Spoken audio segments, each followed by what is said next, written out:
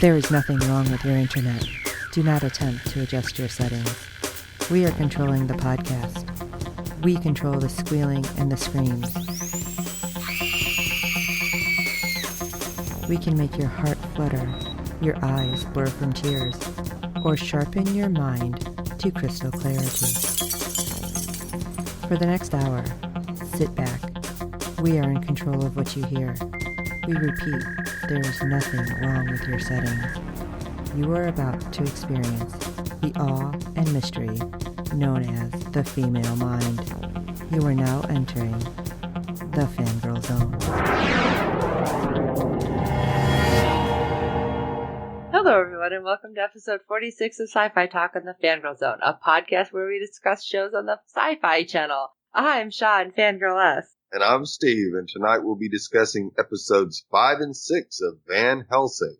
And a fun little fact that you decided to dig up for us, Steve. Yes, the ratings held fairly steady. Episode 5 was 0.61 million viewers, and episode 6 ticked up to 0.64. But episode 6 was directed by the one, the only, Amanda Tapping. Yay, Amanda Tapping! And she'll be directing episode 7 as well. Is she? Yes. I do like her. I do too. All the way back. I feel like saying it all the way back is weird because it wasn't that long ago, but it kind of was. Yeah, seeing that the series ran for 10 years. No, it's just weird to say that, though, because it doesn't seem like it was that long ago. But it's been 15 years easy. Hey, I'll tell you, though, when I'm listening to Sirius XM in my car, and I flip on the 90s station, I'm like, oh, I love this song. I'm like, holy crap, how long ago was this? So, yeah, it all kind of runs together. Yeah. Kind of like how my days do at work. But anyway, so Steve and I have been watching this, obviously. You figured that part out. Let's hope so. We are really enjoying it because it's kicking up each episode. Yes. And I think that's huge. And I'm really excited that the ratings are holding steady. Although I still feel like Sci-Fi gives more of a shot to their shows than some other stations. network. Yeah. Fox. We like you, Fox. Just not when you messed up Constantine. But whatever. And almost human. But I'm not bitter. Not at all. They've had really good shows. And I am just looking forward to more and more. Yep. And they are showing us the previews now for Expanse. They're just little trickles coming out. And a little bit with magicians. Yes, those previews look awesome. So keep up the good work, Sci-Fi, and hopefully somebody is listening or knows somebody that you can pass this on to help us get some of these people to come on the show and talk to us about it because, oh my God. Although I did get a chance to get on a conference call with the director of Channel Zero Candle Cove. So that was pretty cool. He seems like a really awesome guy, and we got a whole lot more because that was already approved for another season. So Sci-Fi is really bringing it lately, and it's making me really happy. And, nervous with all these new shows. It's like, how are we going to cover them all, Steve? Yeah, I don't know. It's getting harder and harder. Sci-Fi's spreading them out a little for us, but I don't know. So let's jump into Van Helsing. All right. Episode 5 was entitled Fear Her. Vanessa, now in the clutches of Julius and his vampire brood, is forced to demonstrate her powers against someone from her past. Afterwards, she escapes, jumping from the frying pan into the fire. Meanwhile, the refugees discover a serial killer among the other residents and plot to wrestle control from Axel. In the aftermath, Mohammed is banished from the hospital. No! This had a lot. I mean, yeah. We had kind of separate storylines. Yes, we did. And several of them. Yeah. And yet it all made sense and gelled. All right, so where do you want to start? Because, like I said, there's a lot happening this episode. Yes, there is. Let's start with Vanessa and Susan. So, if you remember, way back to episode 2. Yeah, thank you, because I'm like, wait, when was the flashback? Susan is the neighbor that Vanessa beat the crap out of her male friend. Abusive boyfriend. I was going to say, was he a boyfriend? Was he a pimp? I don't know, because the way he was talking. That's true. Yeah, beat the crap out of him. Well, Susan is a vampire now. Yes. And what the hell? I was surprised the way she was talking because obviously, with the flashback, we see them being real buddy-buddy. But then here, Susan was just evil, talking all sorts of smack. Yeah, that she had basically taken Vanessa's daughter and had some munchy times. I was going to say, yeah, eating her. Oh, that's pretty messed up because obviously this is not going to sit well with Vanessa. No. And Julius is like, somebody fight her and see what she's really about. Really? Why don't you fight her, you big bad? You know, you're this big muscly dude. Right. And you're not doing anything. You're like, oh, you do it. Nobody wants to do it. So Vampire Susan jumps in. Well, they fight. Pretty good fight, too. That was really well choreographed. Yeah. Yes, it was. And then Vanessa's like, screw you. And she bites her. Well, as we've learned, Vanessa has some kind of weird healing power. Changes Susan back to human-like. Because we still don't know if they're fully human yet. We haven't been 100% with that. No, that's still in doubt. Somebody needs to tell me what they think. Yeah, we'd love to hear what you think. fangirlzonepodcast@gmail.com. But then, like, Susan comes to herself, and they're still scuffling, kind of, and Vanessa's like, get ready to run, and they take off running, and they... What the heck? Okay, I don't understand. Are they in, like, a garage? What is this place? Because there's stairs that go down into, like, underground tunnels. Or do you think this was kind of like the city hub where maintenance workers were supposed to be? Probably. Because it just seemed really weird that all of a sudden it's like, there's stairs that go down into the tunnels. I'm like, what am I looking at? Into the sewer, right. Right. And Julius has what were we calling him, a feral vampire, as like a pet. And nobody wanted to go down into the sewer. No. And that's saying a lot when a vampire doesn't want to go into the sewer. Right. So they apparently have been down there and know something is down there. Right. Which makes me worried because now our heroine is down in these sewers. Yeah. What the heck is she going to come up against? And of course, the easy way out is padlock. Right. So they got to go the other way. And what was with the weird fog coming out from under, like, the sewers? Could they make it creepier? I'm like, I think you pretty much put the icing on the cake there. Yeah. So do you want to stay with them or do you want to bounce? Because we can talk about everything that happens in the sewer. Might as well. All right, because there was a lot of stuff, which surprised me because Susan's just like, we don't come down here. There's things down here. Right. So we don't know what the heck's down there. They're trying to get away and they're moving as quickly as they can. And Julius somehow talks two of the other vamps into going down very reluctantly. Right. They go down. They're chasing them, although there's a pretty good gap. I don't know how they got that far away that fast, but, you know, whatever. Unless the vamps were just that scared and they were moving real slow. Real slow, yeah. Well, they try to get away, and all of a sudden, you see one of the vamps get grabbed. Right. And disappears. I'm like, so there's something down there that's attacking everything. Right. It's not scared of anything, and you go, this is not good. No. And eventually, there's a fight between Vanessa and this weird thing that looks like Gollum. Yeah. So it's another type of vampire. Because it bit her, or do you think it's something else? Something that was somehow transformed differently?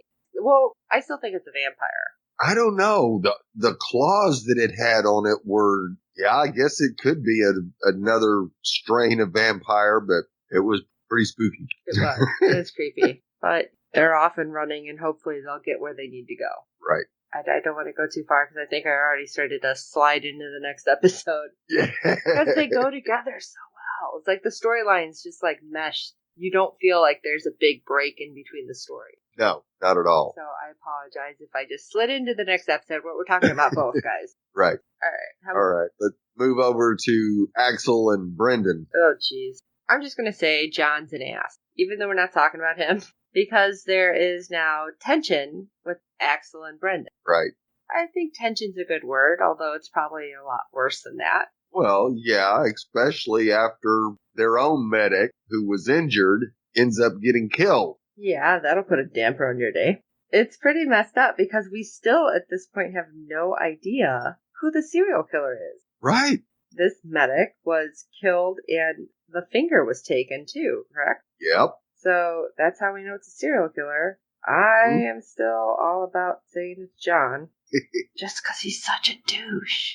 I'm sorry, guys. Yeah, It's horrible, but... It's either John or Flash, one of the two. Really? I honestly thought it could have been Sam. Like, somehow there might be a little something in there. Yeah, I could actually, it wouldn't surprise me if it was Sam. I guess we'll see how that pans out. But anyway, because of John blurting out that there's a serial killer. Yeah, basically John just turned him over and made sure that Brandon was in charge. Right. And because Brendan's in charge, like, our people that we have come to know all got locked up. Yeah, in the Doc's cage when she was a vamp. Right. Which is probably a really bad idea. But because John was talking so much shit, he ended up in there too. Because when he's like, you don't know which one did it, it could have been any of them. And then Brendan's like, slow head turn, you're right. In you go. And I'm like, ha, that's what you get. Exactly. Jerky McJerk face. Anyway, so they're trying to figure out what's going to happen. And they're trying to get Sam to read their lips, just be like, what's going to happen? What are they saying? We got to figure out a way out of here. Well, they do figure out information, but... Yeah, a little bit, but basically Brendan and his group decide that, yeah, somebody's going to get tossed out and they need to be the one who's the killer, so whoever's going to admit to it is going to get tossed. And of course... Muhammad actually admits... Well, Axel admits it. Yeah, Axel admits it first, and then Brendan isn't buying it, and then Muhammad... And then Sam. Yeah. And, of course, John's not saying anything. But they're fighting about it, and Brendan decides it's Muhammad. And Muhammad is trying to explain to Sam what's going on. Don't worry, I have to go. I have to do this to save you guys. And this is why I'm like, could it be Sam? Could it? Because I really don't think it's Muhammad, because the one girl died when he was gone. Right. So I don't think it's him. Right. But, I mean, Sam was really upset, and... Yes. You're going to be lucky if things change, he doesn't kill you all. Because he's got a bat. He's got rage. Yes, he could. Yes, I'm loving the way Chris is playing Sam. You don't know what to expect because there's no telling what could come out of him. Right. And it also makes me wonder, I mean, he's a great actor. If he spent a lot of time around deaf people just to learn how, when they do talk. Right. Because I have a deaf family member. And when he's talking, it does really remind me of how my aunt talked when she does. Yes, he's nailing it. And how much work did he have to do to not respond to any noise? Right. Because, I mean, you can do so much, but sometimes you just involuntarily, like, jump when you hear, like, a bang. So, just that itself. I'm wondering if they gave him some kind of earplugs to kind of help dampen. Kind of like they do with, like, zombie movies when they put the contacts in and they can't see. They really are shuffling because they can't see. So, I mean, he's done a really good job with this. And so, yes. That was a total tangent. But, I mean, I have to give kudos to him. Okay. Then we get to Shima and Rebecca. Like, this isn't weird. Yeah. And Shima has snuck in to Rebecca's lair to steal a set of blueprints. And the blueprints were to the power plant where they have the people working? Is that correct? I think that's where it was. Yeah, I think it was their power. And I thought she almost got away. Yeah, it looked like she was going to get away, and then, oops. So she got pulled out of the wall. Yeah. And again, and I think we've talked about this before. What is it with TV and movies that the ventilation system, and I don't know why I said that really slow and weird, the ventilation system, the ducts are so huge. Right. Because I know what mine is in this house. Okay, so... Right. Yeah, you ain't sticking, nobody's getting through those vents. No. That's what cracks me up. I'm like, how are these vents so giant that full-size people can fit through these? I could get, like, maybe a kitten. Tiny kitten. Yeah, that's about it. Let's hope I don't get any other weird animals. But that's it, and I don't understand. It's crazy. And again, tangent. But have you noticed that? It's a reoccurring theme in TV and movies. The vents are huge. It's right. Really impressive. Apparently, I don't understand ventilation. Well, I'm sure manufacturing facilities are going to have much larger ventilation because of the amount of heat that the equipment's going to produce. So okay, we'll just take it as that because they're in some kind of not house. Right. And actually, the blueprints were to the First National Bank, and it contained a stockade of weapons, which they figured can be infiltrated via an underground tunnel system. Oh, okay. Yeah, Rebecca's creepy. Oh, yeah. She's really pretty, but she's creepy. Laura Mendel is doing an awesome job with her as character as well. Okay, and did you figure out what the heck she was talking about when she's like, I know your smell? Like, I recognize that anywhere? Oh, yeah. Okay, what? Because am I missing it? All their senses are heightened. Right. So sense of smell, taste, their strength, their speed. So, yeah, it makes sense that once she gets somebody's smell. Oh, just that she remembered it. Right. Oh, okay. She remembered it. I thought, like, she knew this girl somehow. No, it was from the previous episode where Shima was actually in the ventilation system. Okay. That's what I wasn't sure about. I'm thinking, did she know her from before somehow? What's going on? Right. Gotcha. So Shima's busted, and she's told that she can help or die, basically? No, she said, you can't say I'm not merciful. Oh, right. She lets her go, which you knew had to be a setup. Come on. Oh, well, of course. And why Shima didn't, but she's young, just like Mohammed is. And now, is this supposed to be Muhammad's sister? Yes, okay. It is Muhammad's sister. I didn't know if we had figured that out for sure, or we're just assuming. Right. Yeah. Okay. I think we're pretty sure that is. Ooh, so this can turn into something completely different. Okay, enough conjecture. Right. Okay, so that's kind of. That was it for episode 5, because episode 6 kind of rolls right into where we left off. Yeah, where it's entitled Nothing Matters. That's not depressing or anything. Yeah. Vanessa and Susan are pursued through the sewers by mutated feral vampires and arrive back at the safety of the hospital only to find the aftermath of a hostile takeover. Vanessa hatches a plan to take it back by force. Yeah, I would say so. Okay, now they're saying they're actually mutated feral vamps. So they're already feral, and now they're like weirdly mutated, which we don't know why. Right. But apparently they're feeding, like we said, on anything. So and everything, right. Vamp, human. Well, one attacks Vanessa, and it dies. And she's fighting. Not before biting her leg. Yes, good bite, too. But it scratched the heck out of her arm, too.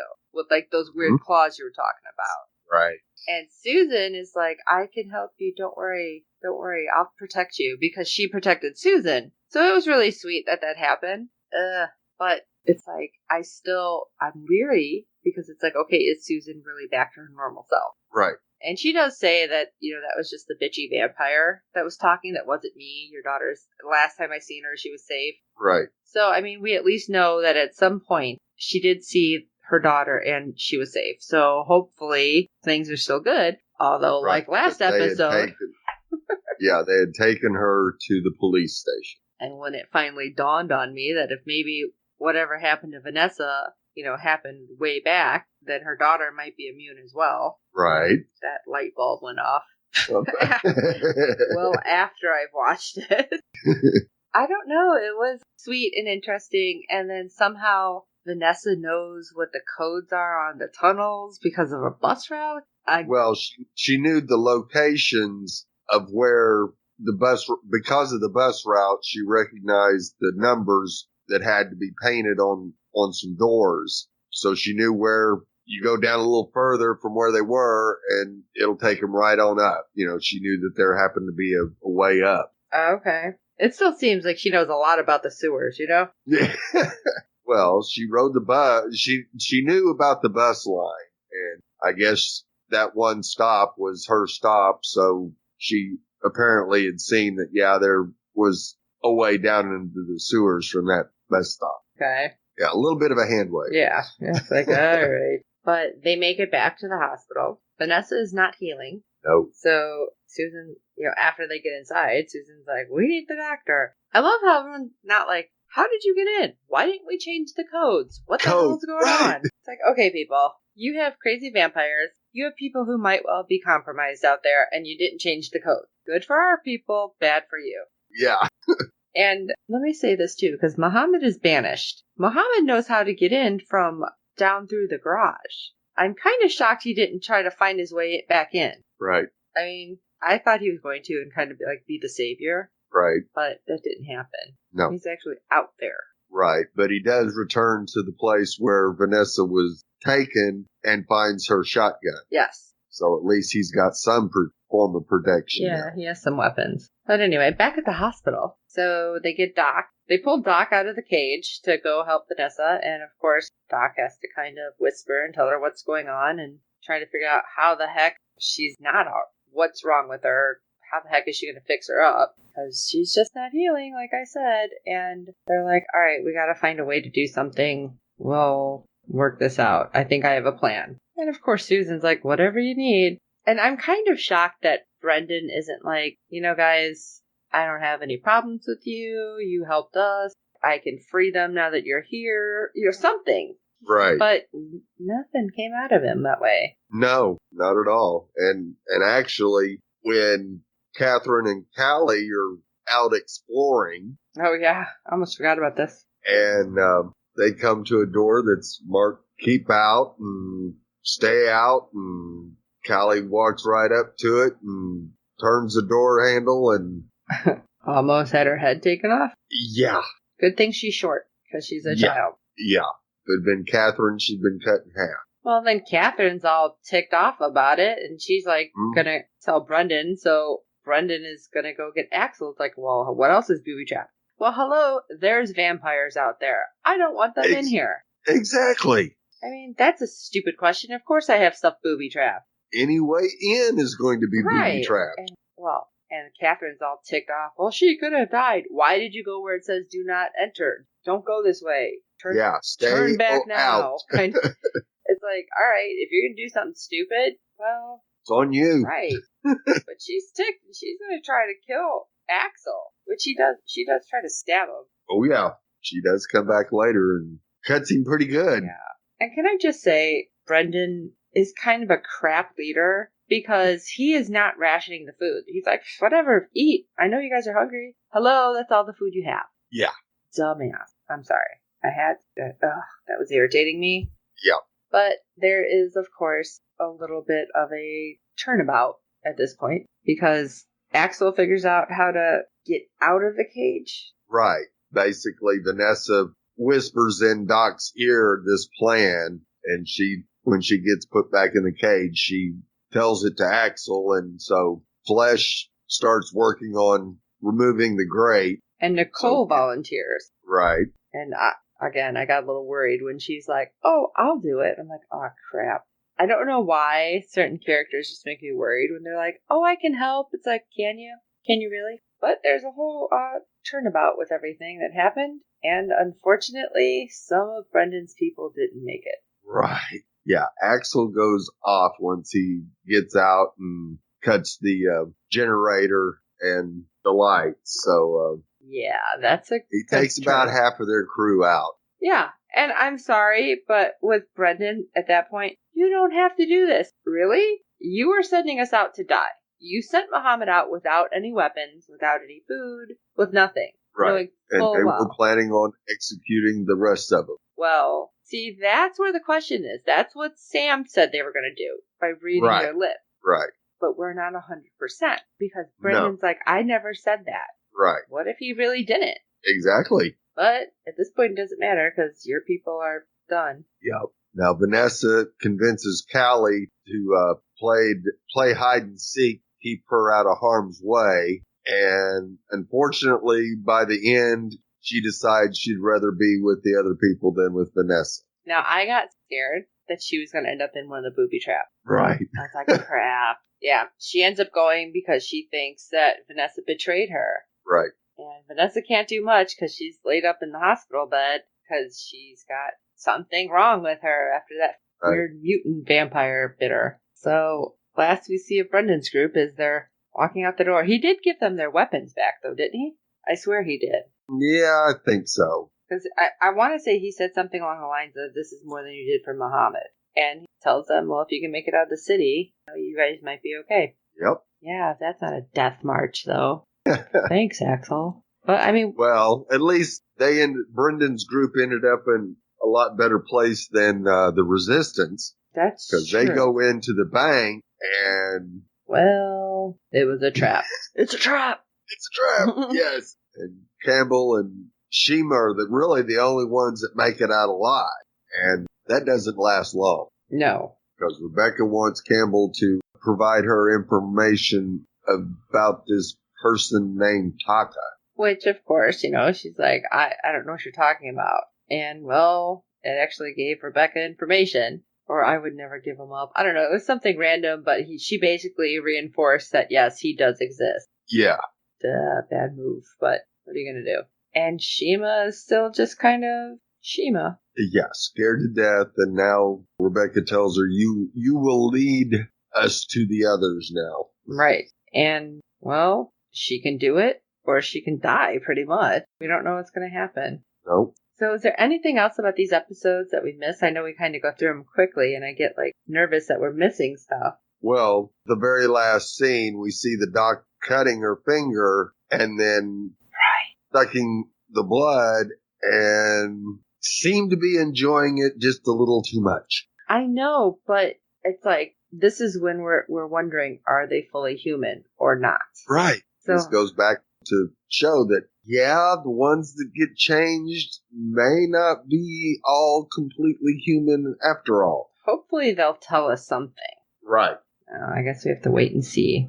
All right. Well, as always, we ask you to rate and review us on iTunes and all the other platforms that you're finding us on. Because I know I'm on several. Yes, we are. We're on, I believe now we're on Spreaker and Stitcher and TuneIn and Google Play. And I'm trying to remember them all. We're on a lot of them. So, yes, we are. Or SoundCloud. So wherever you're finding us, rate us and review us because good ratings help other fans of the show find us. Tell your friends. We hope you're enjoying the podcast and we hope that you want to talk to us and tell us what your thoughts are on everything. Send us an email, fangirlzone@gmail.com. We finally got the Twitter @FGZpodcast. So you can tweet when one of us is on there with us, hopefully. Yeah. Words. I'm no good at words lately. That's usually Steve because he's home during the show and I have to do it on a replay. Right. But I think at this point you know where to find us. But make sure you go to fangirlzone.com. And Steve is all over. He's been he has a little break. He's not doing his 12,000 Orphan Black podcast right now. Yeah. That's coming back for the final season. Yes, it is. So you're going to hear him all over the interweb. Yes, you will. So as always, thank you for tuning in. Thank you for listening to us. And for this episode of Sci-Fi Talk, episode 46, I'm Sean Fangirl. And I'm Steve. Who knows what's right and wrong in this new world? Until next time.